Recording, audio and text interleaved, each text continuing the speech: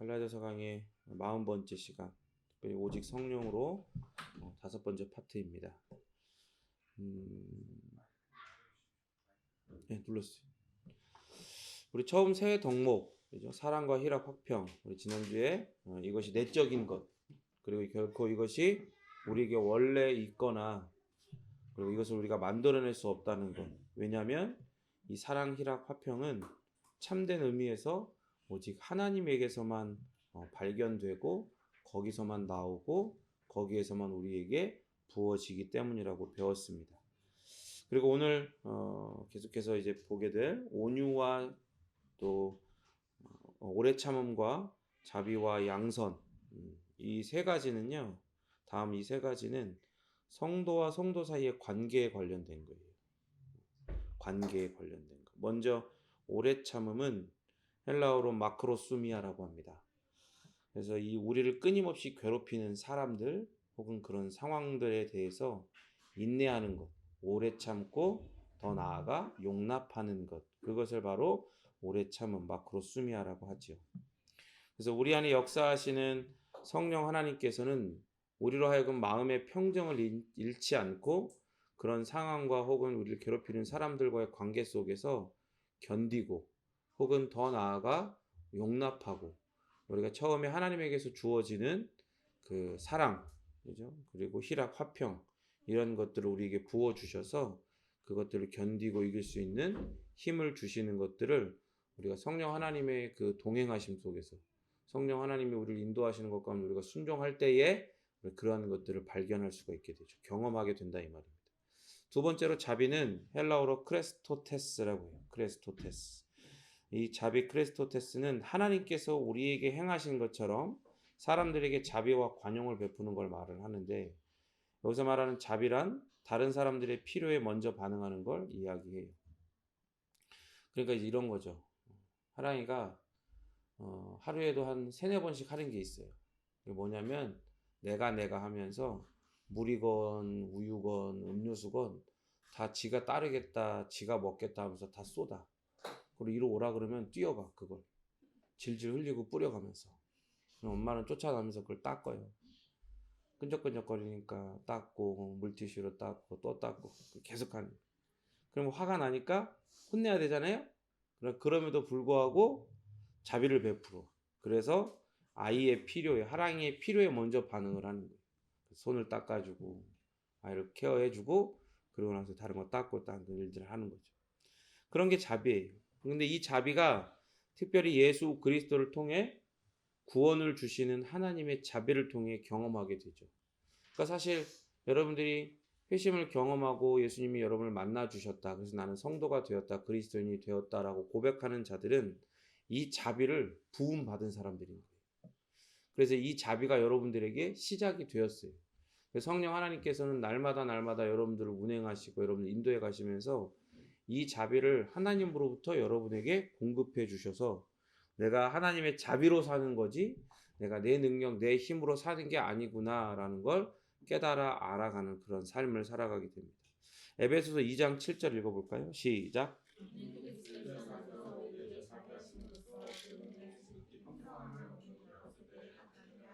아멘. 그리스도 예수 안에서 우리에게 자비하심으로써 하나님께서 그 성부 하나님께서 그렇게 하신다는 거예요. 그래서 그 일들 자비를 그리스도 예수 안에 부름받은 자들에게 그 자비를 부어 주심으로 그 은혜의 지극히 풍성함을 그 예수 그리스도 안에 있는 무한한 그 은혜의 무한함을 오는 여러 세대에 나타내려 하신다 이 말이죠. 그러니까 우리는 결국 하나님의 자비를 부음받은 신앙의 선배들 뒤이어 그 자비를 계속해서 부음받고 있는 그런 존재들인 거예요. 그러니까 여러분들 뭐 내가 내 삶에 내 꼬라지가 이런데 어떻게 뭐가 되겠나 이런 생각을 할 수 있지만 하나님은 우리 한 사람 한 사람 하나님께서 당신의 백성 삼으시고 자녀 삼으신 자들을 통하여 이 일들 하나님의 자비를 예수 그리스도를 통해 이 세상은 도저히 상상할 수도 없고 경험할 수도 없고 존재하지 않는 그러한 예수 그리스도를 통한 하나님의 자비를 우리를 통하여 다른 사람들에게 베푸시는 거예요. 나타내시는 거예요. 그게 희한한 거예요. 정말. 그게 진짜 희한한 거예요. 여러분도 잘 아시겠지만 사실 여러분이 전도하면서 내가 열심히 해가지고 사람들이 전도된 적이 얼마나 있어. 솔직히 내가 정말로 열심히 해갖고 내가 정말 헌신하고 내가 진짜 케어해가지고 그래서 하나님을 믿게 되고 그런 사람이 누가 있어? 아무도 없죠. 그냥 소개만 할 뿐이야. 또 때로는 애를 쓰긴 하죠. 그러나 그게 예수님처럼 우리를 끝까지 사랑하시는 것처럼 우리가 끝까지 사랑하고 끝까지 헌신해서 그가 복음 앞으로 그리스도 앞으로 오게 만든 게 아니에요. 그죠? 그러니까 결국에 우리는 소개만 할 뿐이에요. 어떻게 보면 우리가 하는 수많은 노력과 헌신과 모든 것들을 우리끼리는 서로 박수치고 인정해주고 그게 헌신이다 아름답다 뭐하다 뭐 이렇게 얘기를 하더라도 예수 그리스도가 우리를 위해서 행하신 것, 그래서 그 그리스도를 통하여 하나님이 우리에게 보여주신 자비와 사랑과 그 열심에 비하면 그 모든 것들은 따라합니다. 소개에 불과한 거예요. 소개에. 결국 그리고 우리는 뭘 목도하게 돼요? 소개하고 하나님께서 예수 그리스도를 통하여 나에게 먼저 자비를 베푸시고 내가 그렇게 예수 그리스도를 소개하게 하셔서 다른 사람들, 이 시대와 이 세대에게 다른 사람들에게 이 하나님의 그 은혜의 지극히 풍성함을 나타내시는 걸 목도하는 것뿐이에요. 목도하는 것. 이 소개와 목도가 우리의 삶 가운데 여러분의 삶 가운데 끊임없이 이어지기를 간절히 바랍니다. 그리스도 예수 안에서 그 안에 연합된 우리에게 자비하심을 나타내십니다. 그러니까 성화도 생각해 보세요. 성화도 그리스도 예수 안에서 연합된 우리에게서만 일어나는 일이잖아요. 그리스도 예수 안에서 그 안에 연합된 우리에게만 하나님의 자비하심을 나타내세요. 부으신단 말이에요. 그러니까 성화도 그리스도 예수 안에 연합된 우리에게서만 일어나는 일이에요. 그러니까 성령 하나님만의 고유한 사역이다 이 말이에요. 그러니까 우리에게 부으시는 하나님의 자비하심이 우리 안에서 열매 맺게 하시는 것, 성령 하나님이 우리 안에서만 열매 맺게 하시는 건 당연한 일입니다. 그러니까 우리가 지금 보고 있는 게 특별히 지금 이야기하고 있는 거 크레스토테스 자비, 이게 바로 성령의 그 열매의 한 면 혹은 한 알이잖아요. 포도로 치면. 그러니까 그 이러한 자비의 열매 한 알이 우리에게 맺어지는 건 성령께서 행하시는 당연한 일이에요. 그러니까 우리로서 당연히 이렇게 해야지 이러는 게 아니라 성령 하나님이 원래 그 일을 하려고 성부와 성자로부터 보내심을 받았다 이 말이에요. 그리고 그 일을 하기 위해서 그걸 도우시기 위해서 우리에게 임재하신다. 그래서 그는 도우시는 임재예요. 그리고 그는 우리를 도우시는 보혜사이신 겁니다. 그렇기 때문에 이러한 열매를 맺어가는 성화의 삶을 살아가는 성도는요. 다른 사람들에게 자비롭게 행할 때마다 하나님과 그리스도를 본받아 행하는 거예요. 여러분, 더 자비로워지십시오. 더 자비로워지셔야 돼요. 우리는 세상의 어떤 방식과 가치관을 따라 살아가는 존재들이 아니에요.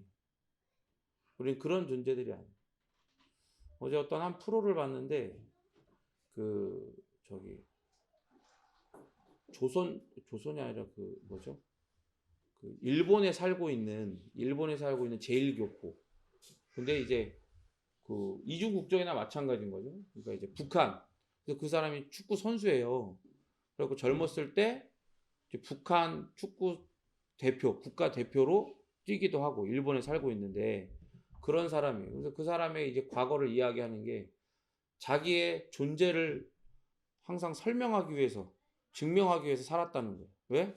자기는 일본 사람도 아니고 여기 일본에 살고 있는데 일본 사람 취급도 못 받고 또 거기 국가대표 뛰고 있는데 거기서도 온전히 거기 그 나라의 사람으로 인정을 받지 못하고 있는 거예요. 근데 그런 존재로 자기의 존재를 증명하기 위해 살았다는 거예요.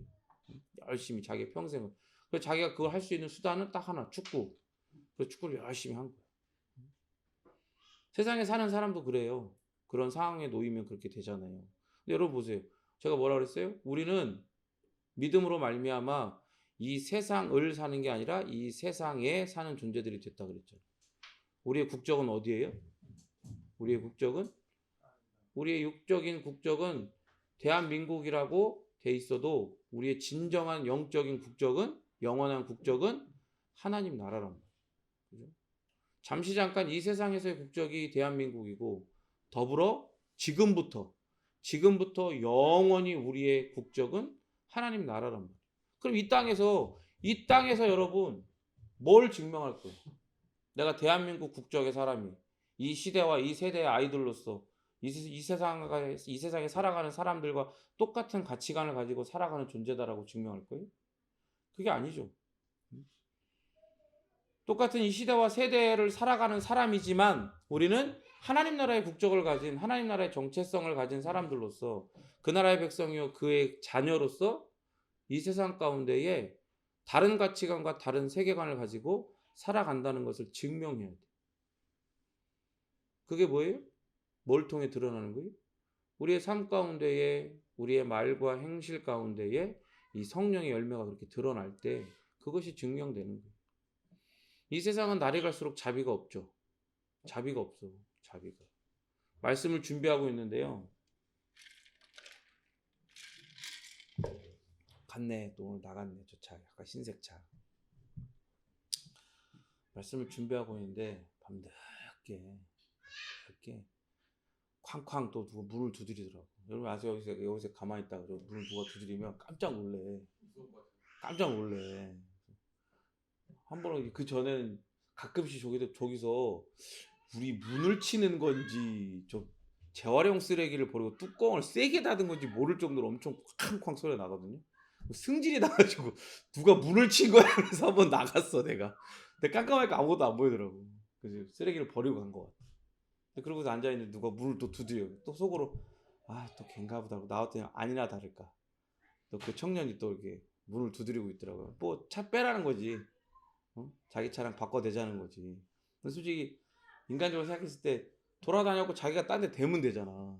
근데 딱 봤는데 보자마자 여러분들 인사를 하더라고요. 안 그러다가 내가 먼저 항상 인사를 하니까 자기도 이제 미안해서 그런 건지 어쩐지 이제 인사를 하더라고. 안녕하세요. 그러면서 차 늦게 언제 나가냐. 그래서 늦게 나갈 것 같은데요. 그랬더니 혹시 그래서 그럼 차 빼드릴까요? 먼저 얘기를 한 거야. 근데 그러면 감사하대. 근데 그 여자도 나와가지고 감사하다 그러더라고요. 난 차를 저기다 그냥 아예 그냥 딴 데다 댔어. 앉아라 얘들아. 던지는 거 하지 마. 쿵쿵쿵쿵 하는 거 하지 마. 예배 방해되면 안 돼. 너희들도 예배 드려야 된다 그랬잖아. 그러면서 이제 차를 빼고 다시 와가지고 책상에 앉아서 말씀을 준비하면서 마음이 찔리는 거야. 내가 더 자비로워야 되는데. 정죄하고 판단할 게 아니라 그런 세상 가운데 복음이 없이 살아가는 사람들은 그럴 수밖에 없는 건데 나도 똑같이 같은 포지션에서 그런 생각을 하고 있었던 건 아닌가 그런 생각들이 들더라고요. 여러분 더 자비로워지십시오. 우리는 그럴 수 있습니다. 그리고 그럴 자격이 생겼고 그럴 능력을 우리 안에 계신 성령 하나님께서 공급하시고 부으십니다. 그래서 더 구체적으로 더 괴롭지만 사실 이 자비는 특별히 사랑으로 보답하지 않는 사람. 내가 이런 것들 자비를 보였을 때 이 사람이 고마워하고 뭔가 변화되고 내가 원하는 반응들을 보여야 되지만 전혀 그렇지 않은 혹은 그렇지 않을 사람들에게 선을 행하고 그것들을 자비를 베푸는 거예요. 그게 자비예요. 그러니까 성령 하나님께서 이건 우리 안에서 이걸 행하셔야 우리에게 가능한 일인 거예요. 그죠? 우리 자신 스스로는 불가능한 일이라는 거죠. 하나님께 이렇게 기도하십시오. 성령 하나님을 통하여 이 자비의 마음을 우리 가운데 더욱더 흥왕하도록 더욱더 커지도록 부어달라고 그런 간절한 바람이 있어요. 또 양선이 있습니다. 아가소스네라고 하는데 이건 사람들이 계속해서 비슷해요. 계속 연결되는 거예요. 사람들이 그럴 자격이 없다 하더라도 내가 선을 행하려고 먼저 손을 내미는 걸 뜻해요. 그게 양선이에요. 그러니까 악에 대응하지 않고 그것을 뭐 무시하거나 그냥 피하는 게 아니라 오히려 그걸 용납하는 거예요. 그리고 손을 내밀어서 긍정적인 행동으로 반응하는 게 바로 양선이에요.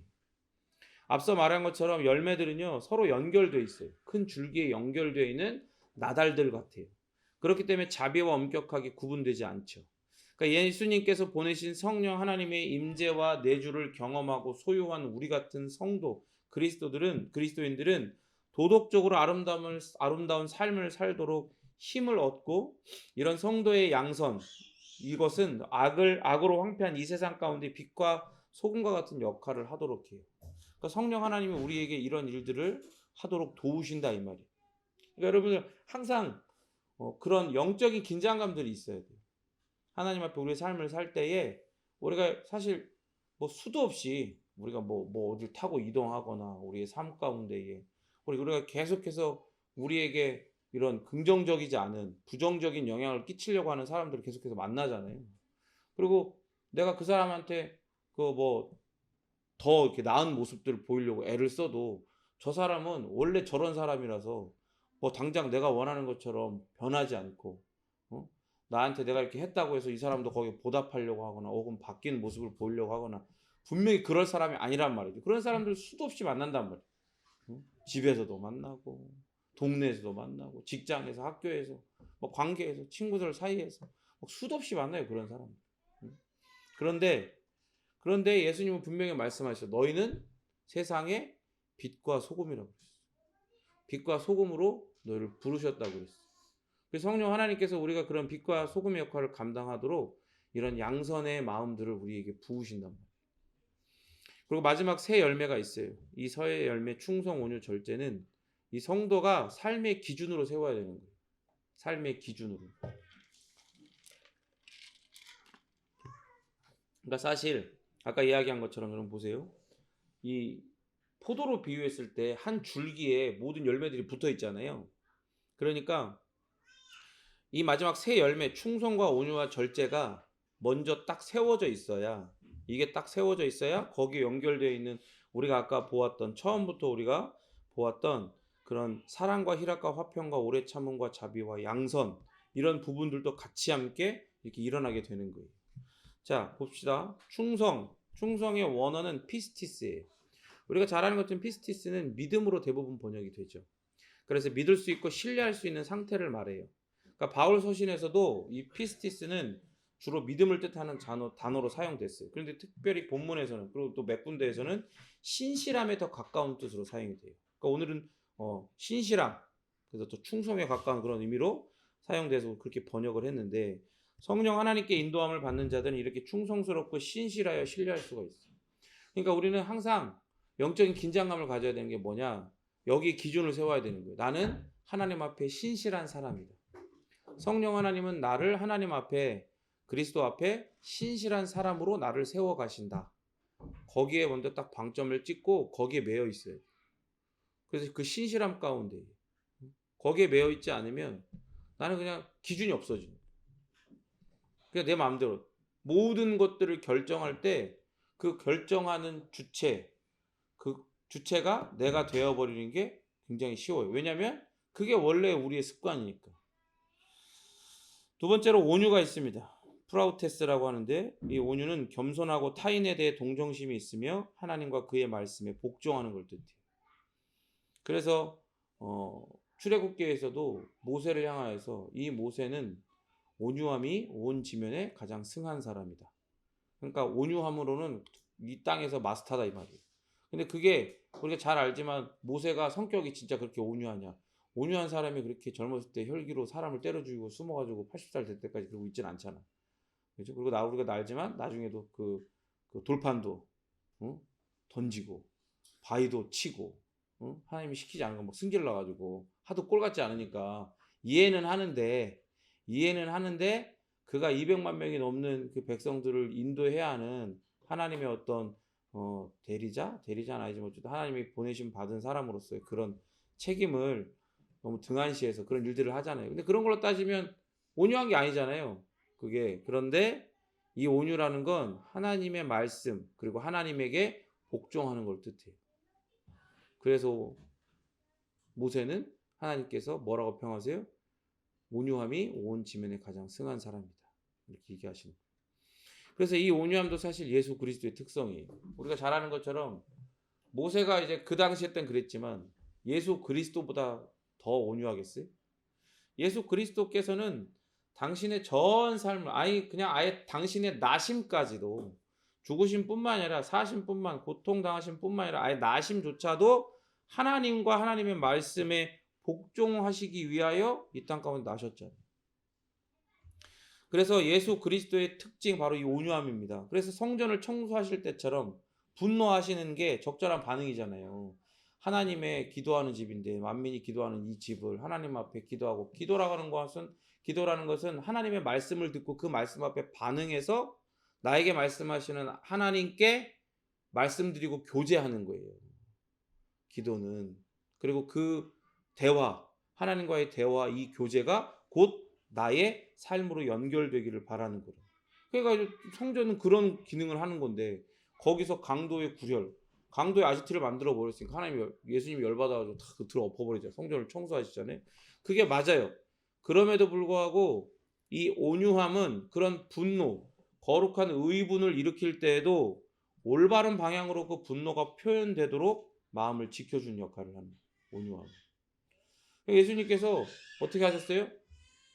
그 채찍을 만들었고 노끈으로 채찍을 만들어 가지고 어떻게 했어요?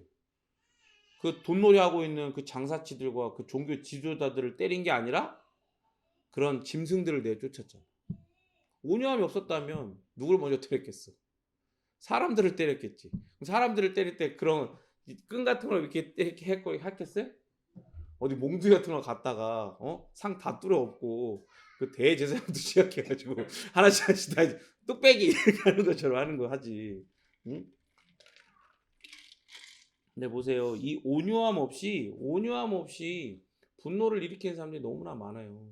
특별히 교회 안에서도. 그러니까 그러지 않아야 돼. 예수님을 닮아야 되는 거예요. 그래서 성령 하나님께서는 우리 안에서 이 예수님을 닮게 하심으로 죄를 범하는 자들을 온화하게 타이르게 하고 불신자들이 회개할 것이라는 소망을 품고 온화하게 권면하게 하세요. 그런 면에서 저도 성령님께서 제 안에 온유함을 계속해서 부으시는 거죠. 그렇죠? 잘 모르겠다는 듯이 눈을 땡그랗게 쳐다보는데 회개할지어다. 디모데후서 2장 25절 26절 읽겠습니다. 시작. 왜 온유해야 합니까? 하나님이 온유함을 부어 주실 때 그걸 깨달아요. 왜 온유해야 하는지.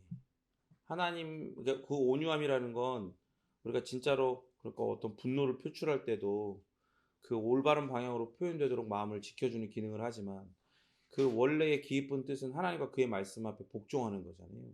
그러니까 악한 자들, 죄인들을 이렇게 훈계하고 할 때, 응? 훈계하고 할 때 온유함은 우리가 하나님의 말씀 그리고 하나님 앞에 먼저 복종케 하는 거죠. 우리를 먼저. 그러면 하나님의 뜻, 우리가 복종해야 하는 하나님의 뜻 그리고 그 하나님의 뜻은 이 악한 죄인들에게 어떻게 펼쳐지냐? 내가 승질을 낸다고 있는데 없는데 다 승질을 낸다 이 사람들이 거기에 놀라가지고 복음 앞으로 달려오는 게 아니라 변화되는 게 아니라 이들을 변화시키는 건 결국 하나님만이 하시는 일이다. 그것이 하나님의 뜻이고 하나님의 방법이다. 거기에 먼저 복종되게 하는 게 그 온유함인 거예요. 그러니까 어떻게 해요? 온유함으로 훈계하는 거예요. 화를 내지 않고. 그러니까 화를 내더라도 혹은 때로는 이 불신자들이 크게 악한 일을 했을 때 선을 넘거나 악한 일을 했을 때 화를 내더라도 그렇게 올바른 방향으로 표현되도록 그 온유함으로 훈계하는 거예요. 그러면 하나님께서 그들에게 회개함을 주셔서 진리를 알게 하실 수 있을 것이고 그들로 깨어서 마귀의 올무에 벗어나 하나님께 이제 온전히 사로잡힌 하나님의 백성이 되어서 그 뜻을 따르게 하실 수 있기에 그걸 하나님의 소관이기에 하나님의 주권이기에 그런다 이 말이에요. 그렇기 때문에 강압적이고 거친 태도는 성령 하나님께서 사역하시고 계시는 표징이 아니에요. 이걸 아셔야 돼요. 강압적이게만 하고 거칠기만 한 이런 태도로 목양을 한다. 그리고 혹은 때로는 여러분들이 또 어디에 있든지 여러분들이 또 다른 사람들을 또 케어하고 또 말씀 안에서 같이 함께 성장해 가야 되는 때, 또 인도해야 되는 앞장서야 되는 사람들이 됐을 때 그렇게 강압적이고 거칠기만 한 태도는 성령 하나님께서 여러분들을 통하여 사역하고 계시는 표징이 아닌 거예요. 아, 이건 내 힘, 내 혈기로 하는 거구나. 그걸 깨달아야 된다 이 말이에요. 오직 온유함만이 성령 하나님의 사역으로 말미암아 변화된 우리의 마음을 드러내는 거예요. 제가 예전에 청년 때 그렇게 이상한 교회 있었다고 그랬잖아요. 처음에 이상해지기 전에 그 교회 있을 때 중고등부 선생님을 했었어요. 교사를 하는데 그 전도사님이 계셨거든요. 남자 전도사님이 계셨어요. 그래서 되게 특이하셨어. 그 사모님을 파라과이 선교를 갔다가 파라과이에서 이민 가셔서 살고 계시는 분을 만나가지고 결혼을 하셨어요. 그래서 거기서 이제 오셔가지고 파라과이에서 선교하시다가 오셔가지고 전도사님을 하시는 거예요. 근데 그 전도사님에 대한 평이 다 좋은데 교사들이 불만이 있는 거야. 교사들 중에 이제 어른 교사들도 있잖아요. 장년들도 청년들이 또 이제 꽤 많으니까. 근데 청년들 중에 꼭 늦는 사람들이 있어요. 맨날 늦어. 맨날 전화도 안 받고 교사인데. 그러면 그거를 전사님이 이제 때로는 따끔하게 혼내고 그렇게 해주길 바라잖아요. 작년 교사들이 그걸 건의하기도 해. 근데 그 전사님 맨날 허허허 하고 말어 그냥 허허허 하고 그냥 마는 거야. 그 같이 나도 이제 청년일 때도 나도 청년인데도 그게 이해가 안 가더라고. 좀 혼나야 되는 거 아닌가? 그리고 또 그 당시 또 교회 분위기가 그런 분위기였어요. 뭘 잘 못하면 혼나고 막 뭐 그런 거였거든요. 되게 사역 중심으로 이렇게 흘러가는 그런 분위기여가지고 사역을 하는데 뭐 늦었다, 뭐 뭘 잘 못했다, 순종하지 않았다, 그럼 엄청 혼나고 막 그런 분위기였거든. 근데 그 거기서는 전사님 절대 아무도 안 혼내는 거야. 막 늦어도 혼내지도 않고 허허허 그냥 마는 거야. 어? 그러다가 이제 뒤에서 이제 작년 이제 교사분들이 뒤에서 이제 막 이제 뭐라 했겠지. 아주 혼내라고 막 뭐라 하면 그제서 한마디 하는데 웃으면서 아, 좀 일찍 옵시다. 이러고 마는 거야. 근데 그때는 이해가 안 갔거든. 근데 사람이 좋은가 보다. 근데 사람이 그렇게 좋으면 안 되겠지라고 생각을 했는데 가만히 생각해 보면 그분은 온유함이 있는 거예요. 그분에게 성령께서 온유함을 드러내시는 거예요. 그러니까 그분은 사역을 할 때 자신의 힘으로 하려는 게 아니라 하나님께서 주시는 성령 하나님께서 인도하시는 그 온유함으로 하고 있다는 걸 드러내고 있는 거예요. 물론 그렇다고 무조건 다 봐주면 안 되지. 봐주면 안 되겠지만 때로는 지혜롭게 해야겠지만 그분의 그런 방식들을 보면서 온유함이 무엇인지 알게 모르게 배웠던 것 같아요. 마지막으로 이 절제가 있습니다. 엑라테이아라고 하는데 엑라테이아. 죄악된 인간의 욕망과 그 욕망에 대한 제어력, 그 결핍을 통제할 수 있는 능력을 말해요. 이게 참 이 시대에 너무 필요하다는 생각이 들어요. 그래서 이 시대는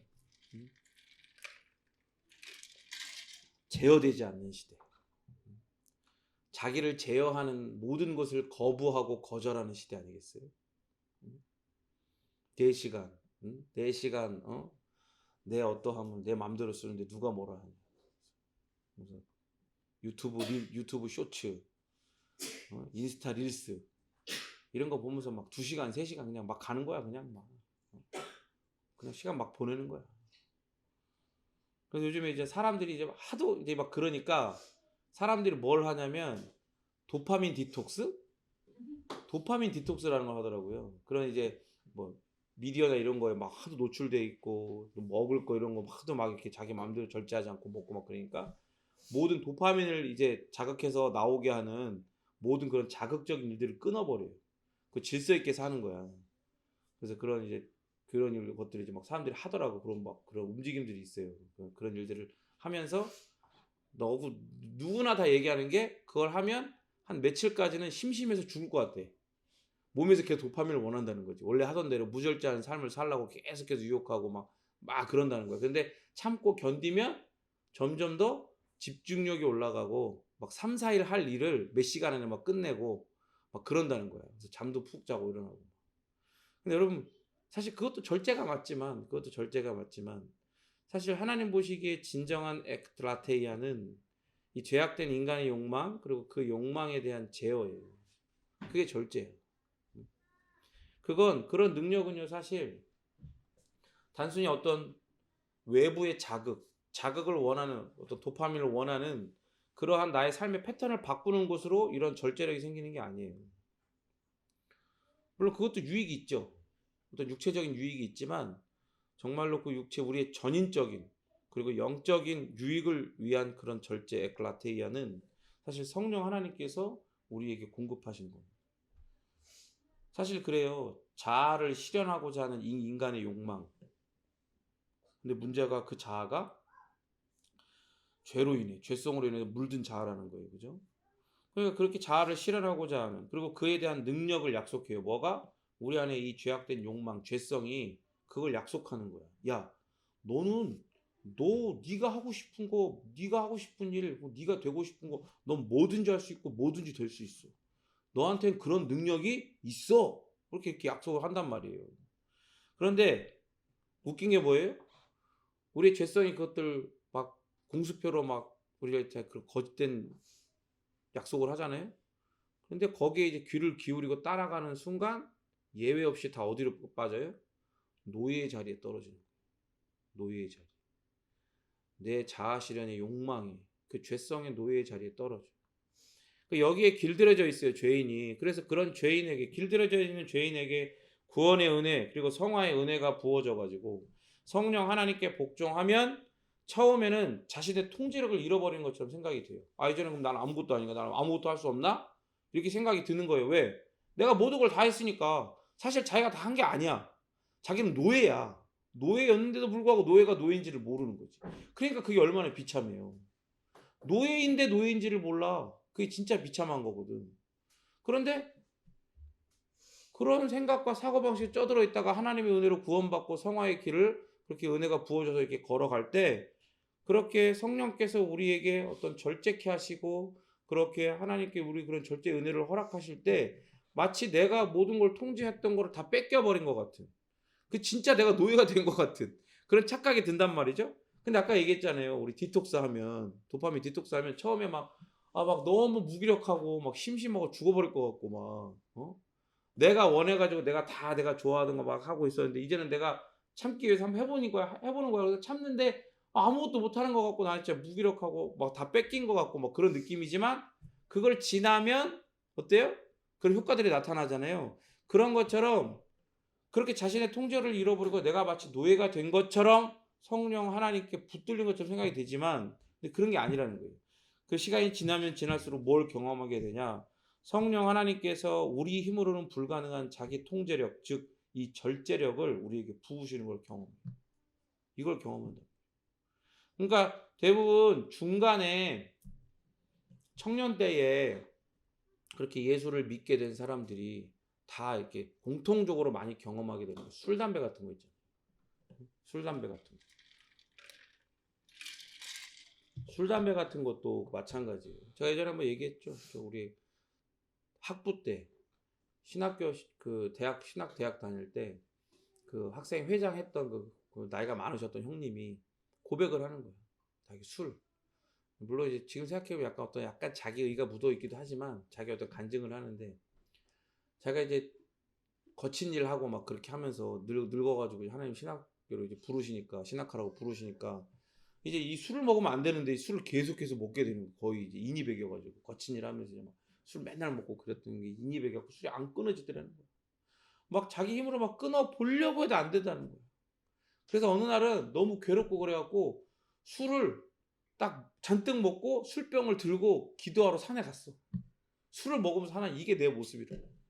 하나님 이런 나를 구원하셔도 됐죠. 왜 나를 왜 신학을 하게 하시냐. 내가 이렇게 되겠냐고. 살려달라고 도와달라고. 그렇게 하나님께 간절히 기도했더니 그날로 술이 끊어졌대. 그날로. 나는 왜 그렇게 안 끊어졌지? 나는 그냥 생각도 안 났는데. 그 사람마다 다른 것 같아. 술이 딱 끊어지는 건 다른 것 같아요. 그런 부분들을 경험하게 돼요. 하나님께서 우리에게 그런 절제력을 부으실 때 우리가 그런 은혜들을 경험하게 됩니다.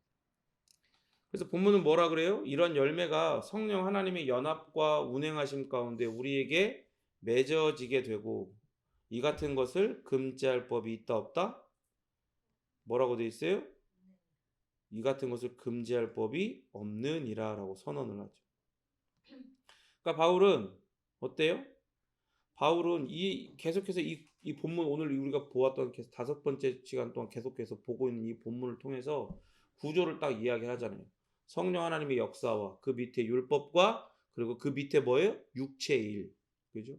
그 모든 것들이 사실 이 성령 하나님의 통제 속으로 들어가게 됐다는 거예요. 우리를 올가매던 율법도 우리를 모든 올가매던 것들을 우린 자유하게 됐고 성령 하나님의 통제 속으로 들어가서 우리가 이 율법을 지킬 수 있는 힘을 예수 그리스도 안에서 이미 확보되었으며 그 힘을 이 성령 하나님의 인도하심과 운행하심 속에서 공급받아서 더 이상 구원에 대한 근거로서가 아니라 하나님 나라 백성으로서의 아름다운 삶의 기준으로서 그리고 팔복이 들어있는 어떤 선물 상자처럼 이 율법을 우리의 삶의 기준으로서 지켜가게 된다는 걸 경험하게 되는 걸 이야기하죠.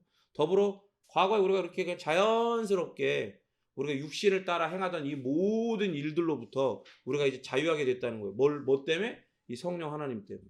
그런 능력을 공급받는 이 운행하심 속에서 우리가 그런 능력을 공급받고 예수 그리스도께서 우리에게 선물하신 영원한 자유를 율법뿐만이 아니라 이 육체로부터도 완전히 자유하게 됐다는 걸 이야기하죠.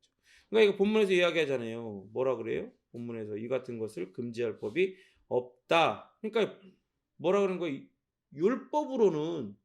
율법으로는 사실 사랑하고 희락이 넘치고 화평을 경험하고 오래 참고 자비를 베풀고 양선을 하고 충성하고 온유 절제 이런 것들 경험할 수 있다 없다? 없다는 거예요. 흉내는 낼 수 있을지라도 결코 그러한 것들을 그 안에 온전한 능력을 공급받을 수가 없다는 거예요.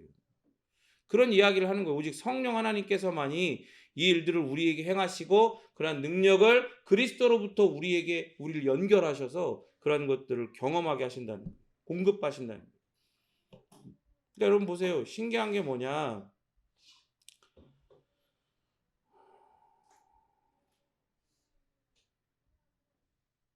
하나님은 사람들이 자신들의 죄를 깨닫고 악을 제어하도록 율법을 주셨죠. 그 사실 율법은 하나님이 너희 한번 죽어봐 한번 그러라고 주신 게 아니에요. 근본적으로는 어떤 구속사적인 관점에서는 구원의 역사적 관점에서는 율법을 왜 주신 거예요? 그런 관점에서는 율법이 이정표로서 이 율법을 완전히 성취하실 이정표로서 율법을 하나님의 백성들, 특별히 이스라엘을 선택하셔가지고, 그죠? 그들에게 대표적으로 주신 거예요. 그러니까 이스라엘이 뭔가를 잘해가지고 이스라엘에게만 사랑하셔서 이스라엘만 주신 게 아니라 하나님은 하나님의 백성을 이렇게 사랑하신다는 걸 그렇게 표현하시는 거예요. 대표적으로. 그 장차 이 율법을 이루실 메시아이신 예수 그리스도께서 오시면 이제 모든 그리스도를 믿는 모든 자들 하나님의 그 생명책 가운데 기록되기로 예정되어 있는 모든 선택받은 하나님의 자녀들은 영적인 이스라엘이 되어가지고 이러한 사랑과 은혜를 경험하게 될 거라는 걸 이스라엘 통해 미리 보여주시는 거란 말이에요. 그래서 그 이스라엘에게 이 율법이라는 이정표를 주신 거예요. 예수 그리스도를 가리키는 이정표를. 그러면 누구보다 더 율법을 사랑해서 율법이 가리키고 있는 예수 그리스도를 바라보고 그것을 사모해야 돼. 사모해야 돼. 그러면 이스라엘이 사모하지 않았느냐? 아니요. 사모했어요. 그래서 제가 몇 번 얘기했던 것처럼 그들은 메시아 대망 사상이 있어. 하나님이 말씀을 통해서 율법을 통해서 약속하신 그 메시아가 속히 오시기를 그냥 소망하는 게 아니라 대망하는 거야. 간적 거대한 열망을 가지고 그 메시아를 기다리는 그런 사상이 있는 거예요. 그가 오셔서 우리를 구원하실 거다. 호산나 호산나. 그러니까 호산나 호산나 다윗 자손 예수요. 그래서 막 이렇게 종려나무 가지고 흔들면서 예수님 막 환영했던 거예요. 그런데 문제는 뭐예요? 그들의 태도가 문제인 거예요. 껍데기는 있는데 알맹이가 없어. 그들이 율법을 대하는 태도를 보세요. 어떻게 했어요? 하나님의 율법 10계명이 주어졌죠? 그 틀은 그대로 있어. 문자 그대로 있잖아요. 근데 그것을 그것을 해석하는 게 어떻게 돼요? 비틀어 버렸어. 자신들의 욕망과 상황과 환경이 거기 그대로 투영돼 갖고 섞이고 혼입되어 가지고 어떻게 해요? 자기들이 입맛에 맞게 그걸 바꿔버린 거예요. 그러니까 결론적으로는 이 율법을 예수 그리스도 메시아를 가리키는 이정표로서가 아니라 이걸 가지고 우리가 지켜서 우리가 스스로 하나님께 의를 요구해낼 수 있는 구원의 도구로 삼아버린 거예요. 그러니까 모양은 그대로인데 껍데기는 그대로인데 내용을 완전히 바꿔버린 거예요. 그러니까 하나님은 사람들에게 자기 죄를 깨닫고 그렇게 악을 제어하도록 그래서 누굴 바라봐라. 예수 그리스도만이 너희들의 진정한 구원자다. 너희들을 그 욕망과 그 모든 것에서 너희들을 완전히 해방시키실 유일한 메시아 그리스도시다라고 가르쳐 준다고 그렇게 주셨는데 그걸 바라보지 않고 바꿔버렸어요. 그러니까 사람들이 죄인들의 율법 쫓아서 자신의 죄성, 욕망을 이루는 도구로 바꿔버리는 거예요. 그래서 하나님은 율법이 원래 가리키는 메시아를 이제 보내시잖아요. 그리고 그 메시아이신 성령 하나님께서 당신의 사역을 완수하신 이후에 승천하사 다시 오심을 약속하시며 우리를 도우시는 또 다른 보혜사이신 성령 하나님을 그 메시아가 보내시는 거예요. 이제. 그러니까 성부 하나님이 메시아를 보내요. 약속대로. 그리고 이제 그 메시아가 모든 일들을 다 성취하시고 하나님의 말씀에 온유하셔서 복종하셔서 승천하셔서 성부와 성자로부터 이제 누가 보내심을 받아요? 성령 하나님이 보내심을 받아가지고 우리에게 오시는 거예요. 그래서 율법을 보내신 하나님께서 성령 하나님을 보내신 거 아니에요. 그러니까 성령 충만한 생활의 결과는 하나님의 그 율법을 주신 원래의 의도, 원래의 원의, 그 원의와 이 성령 하나님께서 우리를 운행하시는 성령 하나님께 복종하는 삶이 어떻게 돼요? 부딪힐래야 부딪힐 수가 없는 거예요. 완벽하게 조화를 이루게 돼 있어요. 그 두 개가. 그러니까 무율법주의를 주장하는 것들은 다 이단들인 거예요. 그러면서 그들은 뭐라 그래요? 성령 하나님께 붙들리면서 살면 텐데. 뭐 이런 얘기하면 뭐 그런 거 필요 없다 그랬다. 그럼 뭐 복잡하고 신학적인 얘기 뭐 하냐, 이렇게 뭐 어려운 얘기 하냐. 근데 사실 알고 보면 어렵지도 않아. 단순하지 않아요? 어려운 거 아니에요, 사실은. 처음에만 이렇게 생소하니까 좀 어려운 거 같지. 듣다 보면 너무나 자연스럽고 논리적이잖아. 너무 쉬워. 근데 짜증나게 갖고 유튜브 딱 보면 자꾸 그게 떠요. 그 이상한 그 내가 몇 번 얘기한 사람 있죠. 성령 춤추게 하고 막 5박 6일 무슨 몇십만 원 어디 특가한다 그러면서 막 성령 춤추고 뭐 요즘에 계속 그게 일부러 그러나? 왜 뜨지? 자꾸 떠가지고 그럼 막 자빠지고 어떤 사람은 저쪽 가고 막 비글비글 춤을 춰 막 안 자빠지고 웃겨 죽겠네. 근데 거기 내가 옛날에 했던 거 하는 사람 있더라. 그렇게 싹 눕히는 거. 근데 그 사람 초보인 것 같아. 했는데 놓쳤어. 놓쳐서 사람이 그냥 꽝 하고 넘어져. 꽝 하고 넘어져. 딱 보면 이게 사자야. 딱 보면 바닥이 벌써 매트가 깔려 있어. 매트가 깔려 있으면 이미 다칠 수도 있으니까 어떻게 깔아놓은 거 알겠어요? 웃겨.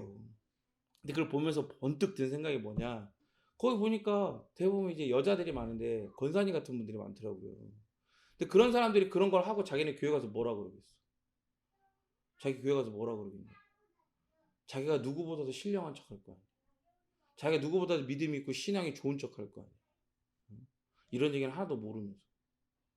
율법이 우리에게 어떻게 하나님의 도구로서 하나님의 선택받은 자들, 하나님의 구원을 받은 자들, 백성되고 아들된 자녀된 자들에게 어떻게 우리에게 기능을 하게 되고 성령 하나님께서 이 모든 것들이 율법과 부딪히는 게 아니라 완전하게 조화를 이루셔서 하나님의 율법을 원래 주신 그 원래의 의도를 우리에게 온전히 드러내시고 만족해 하시는지 이런 얘기 하겠어요? 자기처럼 기도하면 된다고 그런데 끌고 가고 기도하게 하고 그런 짓을 하겠지? 방언이나 하고. 여러분 긴장해야 돼요. 영적으로. 우리가 추구해야 될 건 뭐예요? 성령 하나님의 운행하신 가운데 온전히 말씀을 따라 경건의 모습을 따라 복종하는 거예요. 그래서 이러한 부분들이 우리 가운데 이렇게 드러나는 거. 그거를 간절하게 사모해야 돼요. 메시아는 이미 오셨잖아요. 그렇죠? 메시아는 이미 오셨어요. 왜 그래? 괜찮아? 괜찮아? 괜찮은 거야? 허리가 2번 연속으로 넘어져 깜짝 놀랐네. 자고 있구나. 여러분 보세요. 메시아는 이미 오셨어요. 그러니까 이스라엘 백성처럼 메시아 대망사상을 가질 필요 없어요. 이미 오셨으니까. 그리고 이미 오신 그분을 우리는 사랑해요. 그렇죠? 그런데 이제 우리는 뭘 간절히 사모해야 돼? 그분이 보내신 성령 하나님을 간절히 사모해야 됩니다. 그분이 보내신 성령 하나님이 우리 안에 이미 임재하셔서 우리에게 행하시는 그분의 운행하심을 통해 우리에게 만들어내시는 그분만의 이 놀라운 거룩한 열매를 간절히 사모해야 된다. 오직 성령 하나님께서만이. 율법 아래 있는 자들은 죄의 지배 아래 있으면서 성령 하나님께서 만드시는 열매를 만들어낼 수 없어요. 그러니까 율법은 원래 열매가 없어. 능력이 없는 거야.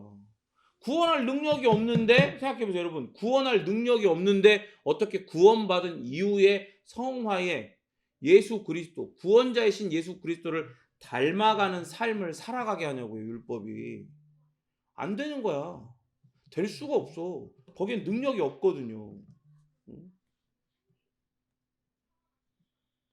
그러니까 오직 성령 하나님께서만이 율법은 만들어낼 수 없는 이 열매, 사랑과 희락과 화평과 오래 참음, 자비와 양성과 충성과 온유와 절제, 이 열매를 맺게 하시는 거예요. 갈라디아서 5장 24절 읽겠습니다. 시작.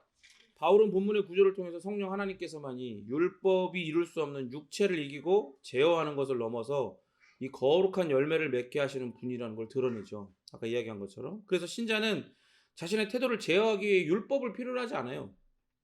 율법으로 그게 되는 게 아니야. 그게 어떤 기준들은 될 수 있지만 그 율법 자체를 지켜가지고 그게 되는 게 아니라고요. 그러니까 신자는 예수 그리스도께 속해 있기 때문에 그의 소유가 되었어요. 여러분 믿으십니까? 여러분 그렇게 고백해요? 나는 그리스도의 소유가 되었다? 진짜로? 그리스도의 소유에 저기 아직 그리스도의 소유가 안 된 자들이 있어. 믿음으로는 됐지만 믿음의 눈으로는 바라보면 돼 있지만 아직 자기 스스로는 돼 있지 않아. 저 봐봐 계속 막 발길질하고 안 되는 거 아직 안 됐어. 빨리 돼야 돼. 신자는 그리스도 예수께 속했어요. 그의 소유가 되었기 때문에 신자 안에 있는 그 육체의 욕구, 여기서 말하는 육체는 단순히 우리 바디를 얘기하는 게 아니에요. 우리 계속 사륵스를 얘기하잖아요. 쉽게 얘기하면 이게 죄성이라고 생각하면 이해하기 편해요. 이 죄성의 욕구를 십자가에 못 박은 거예요. 그러니까 바울의 이 말이 여러분 얼마나 놀라운 건지 알아야 돼요. 그리스도 예수의 사람들은 주어잖아요. 그죠? 누가 주체예요? 그리스도 예수의 사람들. 우리가 주체라고요. 육체와 함께 그 정욕과 탐심을 십자가에 못 어떻게 했다고요? 박았다. 누가 박았어요? 누가 박았어? 어려워요? 무슨 말인지 모르겠어? 근데 헬라어 얘기한 것도 아니잖아. 누가 주어라 그랬어? 누가 주어? 내가 주어라 그랬잖아. 그죠? 그리스도 예수의 사람들인 내가 주어라고. 여러분들이 주어란 말이에요. 그러니까 여러분들이 육체와 함께 그 죄성과 함께 정욕과 탐심을 십자가에 못 박은 거예요. 이게 여러분 얼마나 신기한 건 줄 알아요? 좀 놀라워요 이게. 보세요. 신자 자신이 육체를 십자가에 못 박았다는 걸 강조하잖아요. 그래서 여기서 그 원문을 보면요. 못 박았다 할 때 능동태를 써요. 동사가. 내가 스스로 못 박은 거야. 이 표현은 우리 2장 20절을 떠오르게 하죠. 내가 그리스도와 함께 십자가에 못 박혔나니. 그죠? 근데 보세요. 바울은 2장 20절에서 내가 그리스도와 함께 십자가에 못 박혔다고 수동태로 얘기를 했어요. 근데 갑자기 여기서 왜 능동태로 신자가 그리스도와 함께 자신의 옛사람, 육체, 샤륵스, 그 죄성을 십자가에 못 박았다고 말해요? 뭐 갈라디아인들이 스스로 육체를 십자가에 못 박았다는 그런 거예요? 그게 아니죠. 본문 전체를 봐도 그건 말이 안 되잖아요. 좀 그러지 못하고 있는 그런 부류들이 있으니까. 옛 습관, 옛 자아를 그 죄성을 따라 다시 우리는 자유하게 됐으니까 우리 마음대로 한번 예전처럼 살아봅시다. 이게 괜찮습니다. 뭐 이런 사람도 있으니까. 정신 나간 것들 같이 함께 막 소란이 갈등들이 있으니까 복음 바울파 복음파 그리고 또 저기 뭐 율법파 이렇게 유대주의자를 따라가는 막 그런 갈등들이 있어서 그 사이에서 이제 그런 거 또 다른 무리가 막 튀어나오고 그런 거 아니에요. 그런데 보세요. 옛 아담 안에 있으면서 육체 안에 있는 자들은요. 육체를 십자가에 못 박을 능력이 있어요, 없어요? 전혀 없어요. 전혀 없어. 그러니까 이 난리를 치는 거야. 다시 옛날처럼 해도 괜찮습니다. 이런 난리를 치는 거야. 응? 십자가에 못 박히는 순간, 그러면 그 순간은 언제예요? 지금 추적해 가는 거예요. 왜 능동태를 썼나? 여러분 물어봅시다. 여러분이 십자가에 못 박히는 순간, 못 박혔다며? 못 박혔죠? 응? 그러니까 갈라디아 2장 20절 우리 그때 설교할 때 여러분 거기에 대한 바울의 이 개인적인 고백이 나의 개인적인 고백입니다. 여러분들 동의했잖아요. 아니에요? 맞아요. 맞잖아요. 그렇죠? 안 그러면 여기 지금 여기서 5시간 동안 반문하려니까. 자비를 베풀라니까 내가. 5시간이면 대단한 건지 알죠? 원래는 15시간짜리인데 그죠? 10시간 하나님가 그래서 이렇게 좀 똑똑한가? 되게 어렵게 받았어. 여러분 봐봐요. 십자가에 못 박히는 순간 그 순간이 언제예요? 그렇죠. 바로 회심의 순간이란 말이에요. 회심의 좁은 문을 탁 지날 때 그 순간이 바로 십자가에 우리가 못 박히는 순간이에요. 육체가 십자가에 못 박힌 건 회심의 순간에 신자가 그리스도와 함께 죽었을 때 일어나요.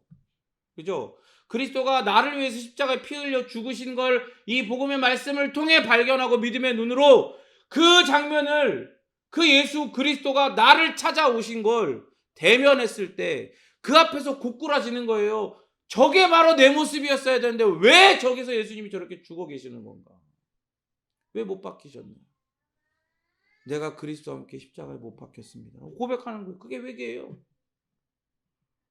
그냥 윤리적인 잘못, 도덕적인 잘못을 나열하고 잘못했어요라고 하는 게 그게 회개가 아니라니까요. 그건 뉘우침이지, 반성이지. 하나님이 말씀하시는 그 회개가 아니에요.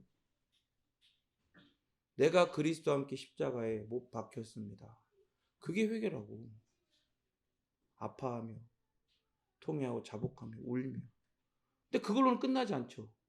그 예수 그리스도가 바로 나의 주인이시고 나의 구원자이시고 하나님의 약속하신 메시아이심을 믿는 믿음이 고백이 될 때, 그럴 때 회심받고 구원받은 자가 되는 거예요. 회심적 삶의 구조로 들어간 그리스도인이 되는 거예요. 성화의 길에 들어선 자가 되는 거다 이 말이에요. 그러니까 십자가에 못 박았다라는 능동태가 사용된 이유는요, 신자가 회심을 경험할 때 그리스도와 함께 하기로 선택했다는 이 믿음의 선택을 했다는 걸 강조하는 거예요. 결국 뭘 강조하는 거예요? 회심을 강조하는 거예요. 회심을 강조하는 거.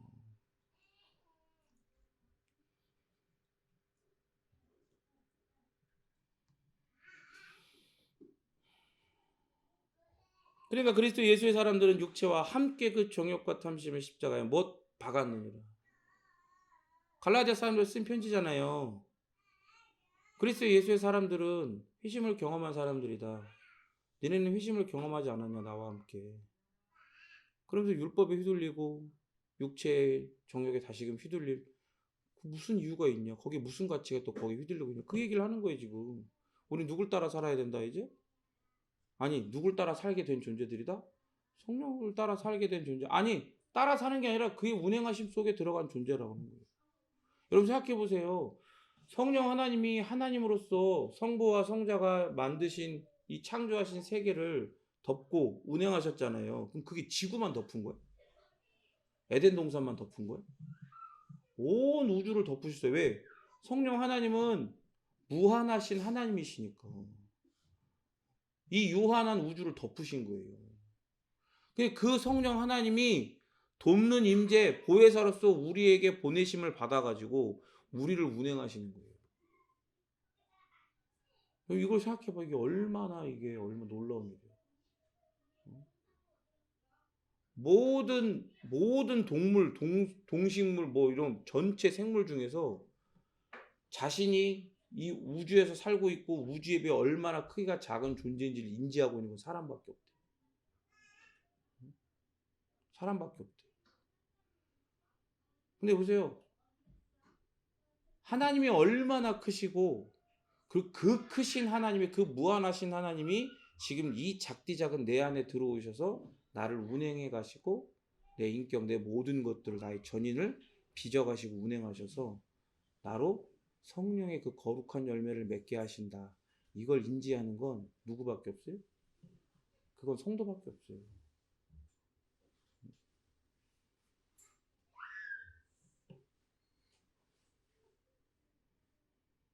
신자가 그리스도께 믿음을 드릴 때 아담 안에 있는 자신의 삶, 자신의 육체, 그 샤륵스 죄성 안에서의 삶을 부인했다는 걸 지금 이 말씀을 통해 나타내고 있는 거예요. 육체의 죽음은 신자가 더 이상 육체의 욕구, 죄악된 본성과 치열하게 싸우지 않아도 된다는 뜻이 아니에요. 우리가 알고 있잖아요. 경험하고 있잖아요. 육체는 십자가에서 결정적인 타격을 입었어요. 타격을 입었어. 그래서 육체가 열망하며 바라는 건 사라지지 않아요. 제가 얘기했죠. 죄성의 본질은 변했어요? 죄성의 본질은 바뀌지 않았어요. 내가 하나님 되고자 하는, 하나님을 지워버리고 내가 하나님 되고자 하는 그 육체의 이 죄성의 본질은 전혀 바뀌지 않았어요. 그대로야. 그러나 더 이상 신자된 우리를 통치하고 지배할 수 없을 정도로 현저하게, 형격하게 약화된 거죠. 어디에 들어갔기 때문에? 성령 하나님에게 들어갔어요. 왜? 그 육체는 누구 안에 있는 거예요? 내 안에 있는 거죠. 여기 어디예요? 여기 어디예요? 베이직 교회 예배당이죠. 정신들이 없는 것 같아요. 정신 차리라고. 베이직 교회 예배당 안에 우리가 있어요. 그죠? 그러니까 여기에서 저 꽃 향기 나고 뭐 이런 향기를 같이 맡을 수 있는 거야. 이게 죄성은 내 거예요. 형격하게 낮아진 이유가, 그 형격하게 약화된 이유가 뭐예요? 예수 그리스도의 그 십자가 사역의 결과란 말이에요. 그런데 그 본성은 변하지 않았어요. 그 영향력, 그게 작지만, 영향력이 작아졌지만 그럼에도 불구하고 그 죄성 앞에 나의 지정의는 여전히 나약해. 비교할 수 없을 정도. 거기 끌려갈 수밖에 없어. 더군다나 밖에서 그걸 자극하고 돕는 지원군이 있죠. 뭐가 있어요? 사탄. 안과 밖에서 공격해내면 우리는 이길 수가 없어요. 여전히 이길 수가 없어. 그런데 보세요. 내 거라 그랬잖아요. 근데 감사한 게 뭐예요? 나를 누가 운행하세요? 누가 보내셔가지고? 예수님이 보내셔가지고 성령 하나님 나를 운행하시잖아요. 그러니까 나를 운행하시니까 내 안에 있는 이 죄성도 누구의 운행하심 속으로 들어간 거예요? 성령 하나님의 운행하심 속에 들어간 거예요. 그 아래 놓이게 된 거예요. 그러니까 얘는 나를 집어삼킬 수 있어요, 없어요? 없어. 더 이상 얘는 나를 컨트롤할 수가 없어. 나의 주인은 나를 소유하시는 분은 예수님이시고, 예수님이 그리스도의 영이신 성령 하나님을 보내셔서 성령 하나님이 나를 이끄시는 주인이 되셨단 말이에요. 그러니까 주인이 통제하고 주인이 컨트롤하는 거예요. 내가 내 인생을 컨트롤하는 게 아니라. 그러니까 내 안에 속해 있는 이 죄성도 더 이상 나의 주인도 될 수 없을 뿐더러 나와 함께 성령 하나님의 컨트롤을 받는 거예요. 그러니까 우리 안에 성령 하나님께서 예수 그리스도의 어떠한 말씀을 통해 더 깊이 깨달아가고 알아가고 소유하고 누려가게 하시면 할수록, 우리가 하나님을 더욱더 깊이 알아가면 알아갈수록, 우리가 힘써 하나님을 알면 알수록 어떻게 돼요? 우리 안에 은혜가 막 부어져 막 쏟아 막 넘쳐나는 거야. 막. 그럴 때 어떻게 돼요? 우리 안에 죄성은 죽어. 비명을 지르면서 죽는다고. 점점점 죽어. 그런 일이 있을 때 보통 보면 어떤 일이 같이 있어요? 경건의 성벽이 같이 쌓아진단 말이야. 동시다발적으로 그 일들이 같이 있을 때 그런 일들이 있어요. 그러면 경건의 성벽이 쌓아질 때 그걸 돕고 있는, 이 죄성을 돕고 있는 밖에서의 그 지원군도 어떻게 돼요? 그거를 어떻게 도울 수 있어 없어? 못 도와. 그러니까 죽어버리는 거야 그냥. 내 자아가, 옛 자아가 죽어버려. 옛 본성이 죽어버리는 거야. 은혜가 살아나면 살아날수록 그렇게 옛 자아가 죽는 이유가 바로 이런 거예요.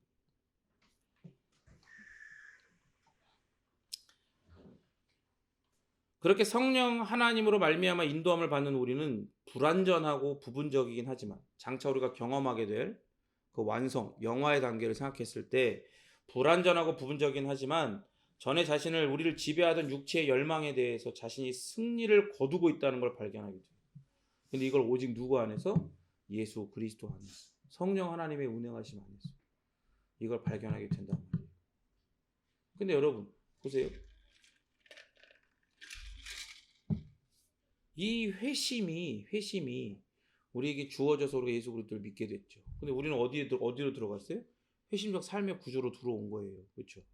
그래서 우리는 계속해서 우리의 연약함을 하나님 앞에 우리의 연약함과 허물과 죄악들을 가슴 아파하며 다시금 회개하고 그 예수 그리스도를 다시 믿는 이런 구조를 살아가게 돼요. 살아가게 된단 말이에요. 근데 여러분 좀 그렇게 생각하는 게 없잖아 있는 것 같아. 회심을 딱 경험했을 때 이 놀라운 회심을 경험하며 우리가 아까 얘기한 것처럼 단순하게 윤리적인 뉘우침이 아니라 진정한 회개를 경험하며, 그래서 자신의 이 비참함과 이 죄성에 대해서 가슴 아파하고 그 어떤 것보다 이 비참함을 슬퍼하고 애통해하면서 하나님 예수 그리스도께서 나를 통해서 드러내신 이 모든 놀라운 일들을 바라보고 감사해하고 우리가 십자가에 함께 못 박히는 그런 경험을 했잖아요. 그런데 그렇게 됐으니까, 한 번 했으니까 그 단회적이라고 얘기해 주니까 그러면 이 이후의 회개와 그 믿음, 회심적 삶의 구조에서 경험하게 되는 회개와 믿음을 드리는 일들은 그것보다는 좀 약간 소프트한 거겠지, 이렇게 생각을 한단 말이야. 아까 얘기했죠. 내가 뭔가를 해가지고 내가 뭔가 잘 해가지고 내 어떠함 때문에 이 죄성이 현격하게 영향력이 줄어든 게 아니에요.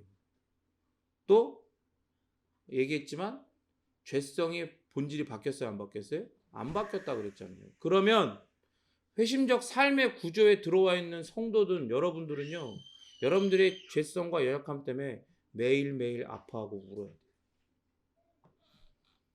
그리고 그 예수 그리스도를 바라보는 믿음으로 다시 살아나야 돼요.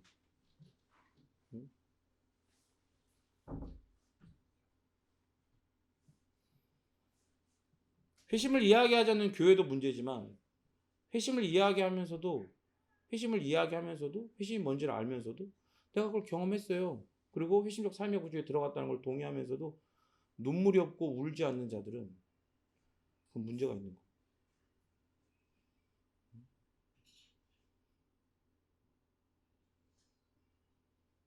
교회가요, 목회를 하다 보면, 목양을 하다 보면 성도들 가운데 이렇게 흐름이 있어요. 이렇게 뭐 이게 딱히 좋은 건 아니지만 이게 막 은혜가 살아나. 근데 이게 한 개인에게도 일어나는 일이지만 더불어 공동체적. 왜냐하면 우리는 그리스도 안에 함께 지어져 가기 때문에 어떤 영적인 어떤 그런 흐름들이 있거든요. 그럼 각 일어나.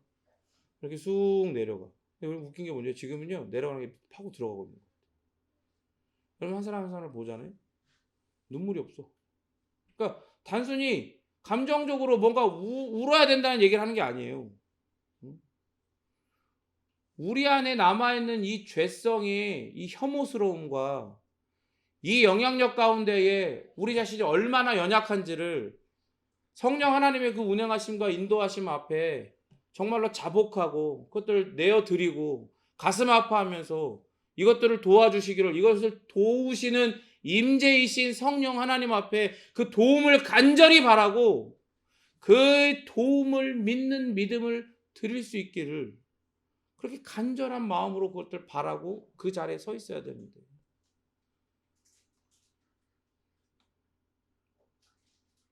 우리가 여기 말씀을 통해서 배웠지만 주께서 우리에게 경험하게 하신 목회자인 저에게 먼저 부어주신 그 온유함을 가지고 여러분께 말씀을 드립니다. 우리에게 그 아픔이 없어. 그 통회함이 없어. 그 눈물이 사라진 것 같아. 여러분 더 이상 밑으로 내려가면 안 돼. 다시 올라가. 그 통회함이, 그 가슴 아파함이 우리에게 회복되어져야 돼.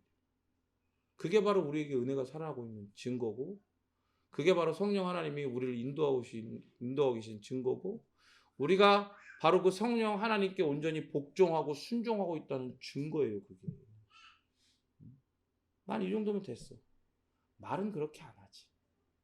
말은 그렇게 안 하는데 목회자인 저에게 그게 보인단 말이에요. 여러분의 삶의 태도, 신앙의 태도, 눈빛 하나, 말 하나가 그러고 있다는 게 보인다 이 말이에요. 여러분, 승리는 그냥 기뻐하는 게 승리가 아니에요. 나의 죄성을 바라보며, 연약한 그 죄성을 바라보며 이 연약함과 이 허물, 이 죄악된 이 본성을 가슴 아파하고 눈물을 흘리는 것, 그게 승리예요. 성령께서 말할 수 없는 탄식으로 기도하는 이유가 뭡니까? 다른 것 때문에 가슴 아파하고 다른 것 때문에 내가 소유하고 소비하지 못하는 것 때문에 가슴 아파할 게 아니라 바로 내가 여전히 가지고 있는 이 본성 때문에 가슴 아파하고 애통해하고 가슴을 치며 성령 하나님께 도와달라고, 살려달라고, 내 죄성을 죽여달라고 기도해야 하는데 그걸 하지 않으니까 성령 하나님이 말할 수 없는 탄식으로 여러분들을 위해 기도하고 계시는 거다 이 말이에요.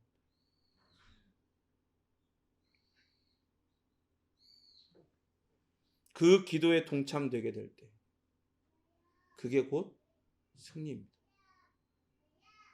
그럼 이 승리는 어떻게 얻을 수 있고 발견할 수 있게 되는가? 그건 다음 주에 이어서